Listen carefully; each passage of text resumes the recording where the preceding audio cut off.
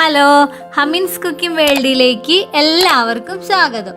അപ്പോൾ ഞാൻ ഇന്ന് വന്നിട്ടുള്ളത് കേരള ട്രഡീഷണൽ അരീരപ്പത്തിൻ്റെ റെസിപ്പിയുമായിട്ടാണ് കേട്ടോ.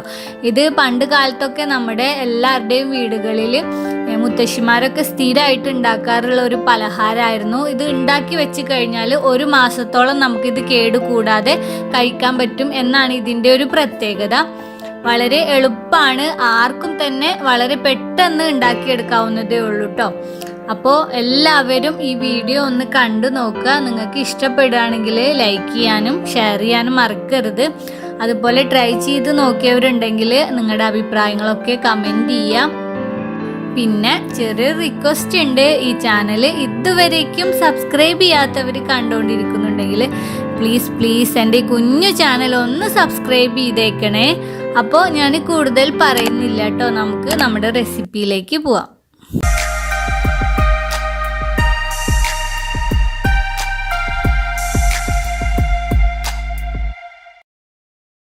അപ്പോൾ ഫസ്റ്റ് നമ്മൾ ചെയ്യേണ്ടത് മിക്സിയുടെ ജാറിലേക്ക് 1 കപ്പ് തേങ്ങ, ഒരു 6-7 ചെറിയുള്ളി, 2 ഏലക്ക. ഇത് ഫ്ലേവർ ഇഷ്ടമുള്ളവർ ചേർത്താൽ മതി, ഇല്ലാത്തവരുണ്ടെങ്കിൽ അത് സ്കിപ്പ് ചെയ്യാം കേട്ടോ, അത് ചേർക്കണം എന്നില്ല. പിന്നെ 1 ടീസ്പൂണോളം ചെറിയ ജീരകം. ഇവയെല്ലാം കൂടെ ചേർത്തിട്ട് ജസ്റ്റ് ഒന്ന് ഇതിനൊന്ന് ചതച്ചെടുത്തിട്ട് വരാം കേട്ടോ. വെള്ളമൊന്നും ചേർത്ത് പേസ്റ്റ് ആക്കരുത്, ജസ്റ്റ് ഒന്ന് ചതച്ചെടുത്താൽ മാത്രം മതി. ഇപ്പം ഞാനിതിനെ ചതച്ചെടുത്തിട്ടുണ്ട്. ഇനി അങ്ങോട്ട് മാറ്റി വെച്ചിട്ട് നമുക്കിതിലേക്ക് മധുരത്തിന് ആവശ്യമായിട്ടുള്ള ശർക്കരയൊന്ന് ഉരുക്കി അരിച്ചെടുക്കണം കേട്ടോ. ഞാനിപ്പോൾ ഇതാ ഏകദേശം ഒരു 150 ഗ്രാമോളം ശർക്കര 1 കപ്പ് വെള്ളത്തിലൊന്ന് ഉരുക്കിയെടുത്തുകയാണ്. അങ്ങനെ ഇപ്പോൾ നമ്മുടെ ശർക്കര പാനി റെഡി ആയിട്ട് വന്നിട്ടുണ്ട്. ഈ ശർക്കര പാനിയെ ഒന്ന് അരിച്ചെടുത്തിട്ട് പിന്നെ ഒന്ന് അളന്നെടുക്കണം കേട്ടോ. ഇങ്ങനെ ഇപ്പോൾ ഞാൻ അരിച്ചെടുത്ത് അളന്നെടുത്ത ശർക്കര പാനിയാണിത്. ഇത് ഏകദേശം 1 കപ്പോളം ഉണ്ട്.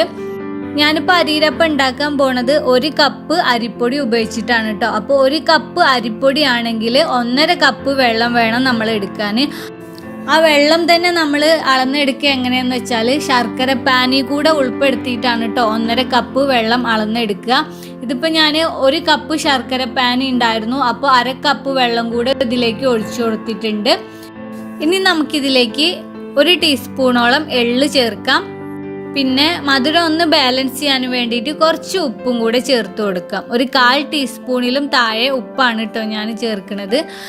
അതിനുശേഷം നമ്മൾ നേരത്തെ തയ്യാറാക്കി വെച്ചിരിക്കുന്ന തേങ്ങയുടെ ആ കൂട്ടിലെ അതും കൂടെ ഇതിലേക്ക് ചേർത്തിട്ടൊന്ന് ഇളക്കി കൊടുത്തിട്ട് നല്ല പോലെ ഒന്ന് തിളപ്പിച്ചെടുക്കുക. ഇപ്പോൾ ദാ ഇത് തിളച്ചു വന്നിട്ടുണ്ട്. ഇനി നമ്മൾ എടുത്ത് വെച്ചിരിക്കുന്ന അരിപ്പൊടി ഇതിലേക്ക് ചേർക്കണം. ഞാനിപ്പോൾ 1 കപ്പ് അരിപ്പൊടിയാണ് യൂസ് ചെയ്തിട്ടുള്ളത്. നല്ല നൈസായിട്ടുള്ള പൊടിയാണ് യൂസ് ചെയ്തിട്ടുള്ളത്. നമ്മൾ പത്തിരിക്കും ഇടിയപ്പത്തിനും ഒക്കെ എടുക്കണ ആ പൊടിയില്ലേ, അതാണ് യൂസ് ചെയ്തിട്ടുള്ളത് കേട്ടോ.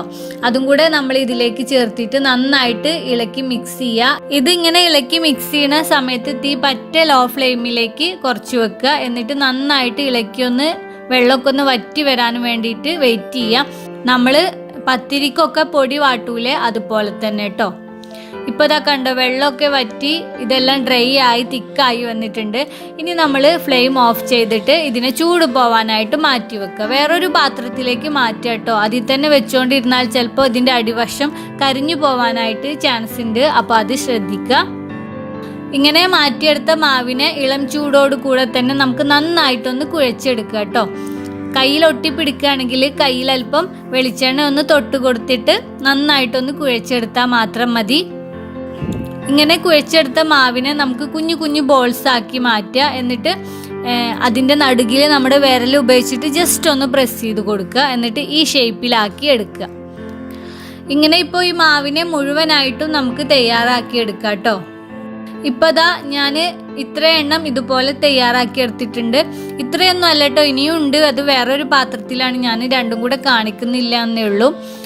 എന്നിട്ട് നമുക്കിതിനെ ഫ്രൈ ചെയ്തെടുക്കുകയാണ് ചെയ്യേണ്ടത്. ഫ്രൈ ചെയ്യുന്ന സമയത്ത് നമ്മൾ ശ്രദ്ധിക്കേണ്ടത് ആദ്യം തീ നല്ല പോലെ ഒന്ന് ചൂടാക്കുക. എന്നിട്ട് പറ്റ ലോ ഫ്ലെയിമിലേക്ക് കുറച്ച് വെക്കുക. അതിനുശേഷം വേണം നമ്മൾ ഈ അരീരപ്പം ഇതിലേക്ക് ഇട്ട് കൊടുക്കാൻ. നല്ല ഹൈ ഫ്ലെയിമിലാണെങ്കിൽ എന്താ ഉണ്ടാവുക എന്ന് വെച്ചാൽ പുറം ഭാഗം പെട്ടെന്ന് തന്നെ അങ്ങോട്ട് കുക്കായി ബ്രൗൺ കളറായിട്ട് വരും. എന്നാലോ അകം ഭാഗം കുക്കായിട്ടും ഉണ്ടാവില്ല. അപ്പോൾ തീ പറ്റ ലോ ഫ്ലെയിമിലേക്ക് കുറച്ച് വെച്ചിട്ട് കുറച്ച് സമയം എടുത്തിട്ട് ഇതിനെ ഫ്രൈ ചെയ്തെടുക്കുക കേട്ടോ. അകവും പുറവും ഒക്കെ ഒരുപോലെ ഫ്രൈ ആയി നല്ല കളറൊക്കെ ഒന്ന് മാറി വന്നു കഴിഞ്ഞാൽ നമുക്കിതിനെ എണ്ണയിൽ നിന്ന് കോരി മാറ്റാം കേട്ടോ. കൂടുതലായിട്ട് അങ്ങ് ബ്രൗൺ കളർ ആവാനും വേണ്ടിയിട്ട് വെയിറ്റ് ചെയ്യണ്ട. കാരണം ഇത് എണ്ണയിൽ നിന്ന് കോരി മാറ്റി പുറത്ത് വെച്ച് കഴിഞ്ഞാലും ഒന്നും കൂടെ ഒന്ന് ഡാർക്ക് ആയിട്ട് വരും. അപ്പോൾ ഒരു ലൈറ്റ് ആയിട്ടൊരു ബ്രൗൺ കളറായി വരുമ്പോഴേക്കിന് എണ്ണയിൽ നിന്ന് അങ്ങ് കോരി മാറ്റി എടുക്കാം കേട്ടോ. ഇപ്പം ദാ അരിരപ്പത്തിൻ്റെ ഒരു ബാച്ച് റെഡി ആയിട്ടുണ്ട്. ഇതുപോലെ ബാക്കിയുള്ളതൊക്കെ നമുക്ക് തയ്യാറാക്കിയെടുക്കാം. അപ്പോൾ ഇത്രയേ ഉള്ളൂ നമ്മുടെ കേരള ട്രഡീഷണൽ അരിരപ്പം ഉണ്ടാക്കാൻ. വളരെ ടേസ്റ്റിയാണ്. പണ്ട് കാലത്തെ എല്ലാവരും ഉണ്ടാക്കിയിരുന്ന ഒരു റെസിപ്പിയാണ് കേട്ടോ. ഇത് ഒരു പ്രാവശ്യം ഉണ്ടാക്കി നമ്മൾ ടിന്നിൽ അടച്ചു വെച്ച് കഴിഞ്ഞാൽ നമുക്ക് ഒരു മാസത്തോളം ഇത് ഉപയോഗിക്കാവുന്നതാണ് കേട്ടോ. ഒരു കേടും വരില്ല, ഒരു കുഴപ്പവും വരില്ല. അപ്പം അങ്ങനെയൊക്കെ ഉണ്ടാക്കുന്നവരുണ്ടെങ്കിൽ കുറച്ച് കൂടുതൽ പൊടിയൊക്കെ എടുത്തിട്ട് ഇതുപോലെ ഒന്ന് തയ്യാറാക്കി നോക്കുക കേട്ടോ. അപ്പോൾ ഈ വീഡിയോ എല്ലാവർക്കും ഇഷ്ടപ്പെട്ടിട്ടുണ്ടെന്ന് വിചാരിക്കുന്നു. ഇഷ്ടപ്പെട്ടിട്ടുണ്ടെങ്കിൽ ലൈക്ക് ചെയ്യാനും ഷെയർ ചെയ്യാനും മറക്കരുത്. പിന്നെ നിങ്ങളുടെ അഭിപ്രായങ്ങളൊക്കെ കമൻറ്റ് ചെയ്യുക കേട്ടോ.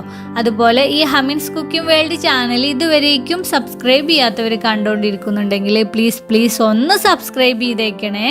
സബ്സ്ക്രൈബ് ചെയ്താൽ മാത്രം പോരാ, അപ്പോൾ ഒരു ബെല്ലൈക്കൺ വരും, അതൊന്ന് പ്രസ് ചെയ്യുക. അതിന് ശേഷം 3 ഓപ്ഷൻ വരും. അതിൽ ഓൾ എന്ന ഓപ്ഷൻ മറക്കാതെ പ്രസ് ചെയ്ത് വെക്കണേ.